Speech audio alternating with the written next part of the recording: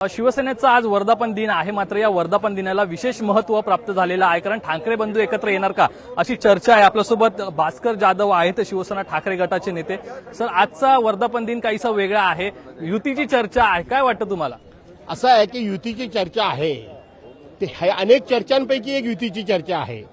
नुकताच झालेला पहलगामवरचा हल्ला, त्याच्यामध्ये आपल्या सरकारनं घेतलेली संशयास्पद भूमिका, त्या संदर्भामध्ये सुद्धा आहे। अहमदाबादमध्ये विमानाची झालेली दुर्घटना, तो सुद्धा विषय आहे। काल परवा यवतमाळचे लोक तिथं चारधामला ज्यावेळेला गेले होते, तिथं कोसळलेले हेलिकॉप्टर, पडत असलेला जोरदारपणे पाऊस, या सगळ्या पार्श्वभूमीवर राज ठाकरे आणि उद्धवसाहेब ठाकरे एकत्र येणार की नाही येणार हा एक विषय आहे। पण त्याचबरोबर शेतकऱ्यांचे विषय आहेत, कामगारांचे विषय आहेत, अनेकांचे विषय आहेत। राज ठाकरे आणि उद्धव ठाकरे एकत्र आलं पाहिजे, तुमच्या स्थानिक पातळीवर काय मत आहे, तुमचं काय मत आहे यावर? शेवटी दोन्ही पक्ष, दोन नेते निर्णय जो घेतील तो आम्हाला मान्य असेल, पण वैयक्तिक विचाराल तर दोघे एकत्र आले तर आनंदच आहे। काल एक बैठक झाली होती, यापूर्वी सुद्धा मनोमिलन कुठेतरी मनसैनिक शिवसैनिक यांचं झालेलं आहे। आजच्या मेळाव्यातून या संदर्भात काही युतीची नांदी असं काय पाहायला मिळेल? आता पक्षप्रमुखांच्या मनामध्ये काय आहे हे आम्हाला सांगता येणं कठीण आहे।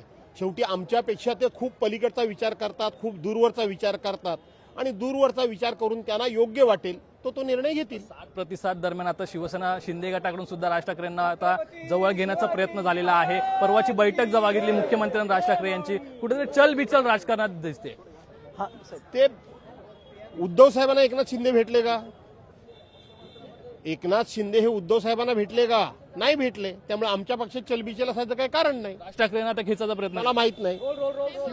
नक्कीच आपल्यासोबत या ठिकाणी नितीन देशमुख सुद्धा आहेत। आमदार साहेब, काय सांगाल, तुमच्या मतदारसंघामध्ये स्थानिक पातळीवरती बंधू एकत्र आले पाहिजेत का, काय चर्चा आहे? निश्चितपणे दोन भाऊ एकत्र आले पाहिजे। महाराष्ट्रातल्या सर्व शिवसैनिकाची, मराठी माणसाची इच्छा आहे। तसंही पाण्यात काठी मारल्यानं पाणी वेगळं होत नाही कधी। नक्कीच, पण अनेकांची मतं वेगळी पाहायला मिळतात, येऊ नयेत असं सुद्धा मतं आहेत।